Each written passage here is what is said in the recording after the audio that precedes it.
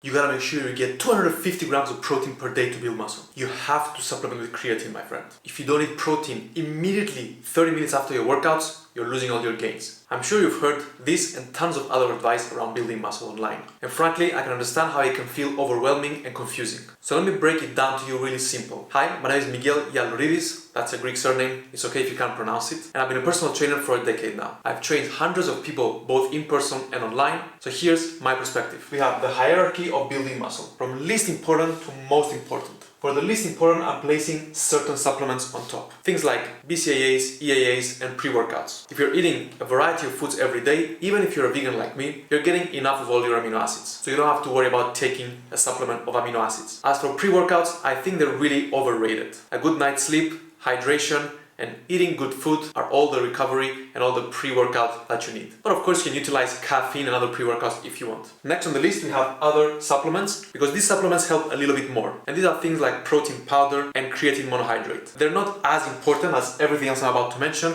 but they're really, really helpful. The next one is going to be choice of protein. Because studies show that whether you choose chicken or tofu as your protein source, as long as you're eating enough protein by the end of the day, you'll get the same outcome. So the choice of protein doesn't play a huge role, as long as you're eating a variety of foods again. Next we have amount of protein. And you might be shocked that it's so high on the pyramid and not down with the most important things, because while getting protein is extremely important, and without the amino acids, the building blocks of our muscles, we can't build muscle, there's 3 more things that are even more important. And the next one on the list is total calories. Because you can be eating all the protein in the world, but if you're not eating enough calories at the end of the day, then you're not signaling to your body to grow new muscle tissue. In most cases, eating a calorie surplus is what's needed to grow new muscle tissue.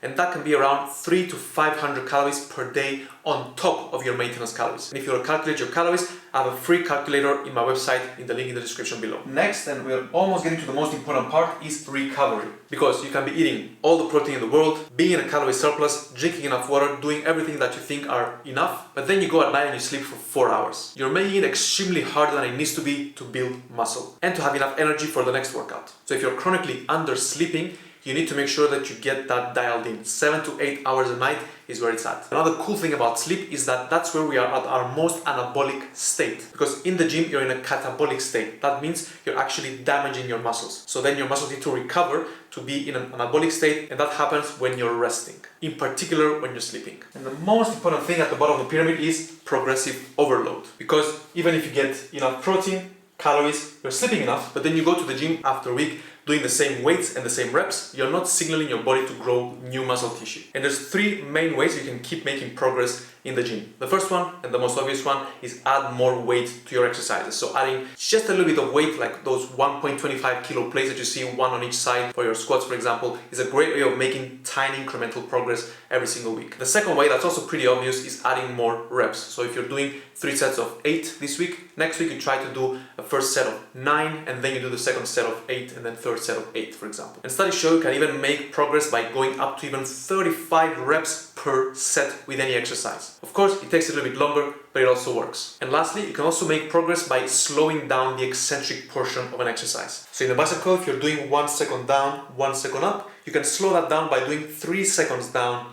1 second up, or even 5 seconds down, 1 second up. Slowing down the eccentric is another amazing way of making progress, especially for people like me who do home workouts and we don't have a variety of equipment to choose and increase the weight every single week. And usually the eccentric is the way down. It's basically where gravity is pulling you. So in pretty much any exercise, squats, rows, deadlifts, lunges, push-ups, shoulder press, pull-ups, the way down is the eccentric portion. But there's a few caveats there, like when you're using cable machines to do, for example, tricep push downs, or if you're doing a lat pull down, then the gravity is actually pulling you upwards. But in 98% of exercises, the gravity is pulling you down. So slowing down the eccentric is another great way of making progress. And there you go. There's my hierarchy of building muscle, pyramid style. If you enjoyed this content and want to see more of it, hit the subscribe button, like this video, and I'll see you in the next one.